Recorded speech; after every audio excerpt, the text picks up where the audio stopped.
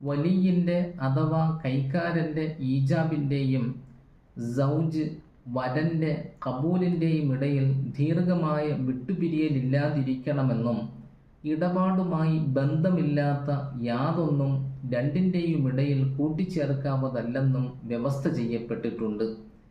ഇടപാടിൽ സുന്നത്തായതോ ഇടപാടിൽ തേടപ്പെട്ടതോ ഇടപാടിൻ്റെ മസ്ലഹത്തിൽപ്പെട്ടതോ അല്ലാത്ത ഏതു പദവും അന്യപദമാകുന്നു. അത് ഈജാബിൻ്റെയും കബൂലിൻ്റെയും നിർണിത പദങ്ങൾക്കിടയിൽ കൊണ്ടുവരാവതല്ല. അങ്ങനെ കൊണ്ടുവന്നാൽ പ്രസ്തുത ഇടപാട് അസാധുവായി പോകുന്നതാണ്. എന്നാൽ ഒരു വലിയ ഈജാബിൻ്റെ ശേഷം വരന് കബൂലിൻ്റെ പദം പറഞ്ഞുകൊടുത്താൽ അതുകൊണ്ട് ആ ഇടപാട് അസാധുവാവുകയില്ല. നമ്മുടെ ഫുഖഹാ രേഖപ്പെടുത്തുന്നു, വല ഫഖുൽ ഖബിൽതു നികാഹഹ ലിഅന്നഹു മിൻ മുഖ്തദൽ അഖ്ദി.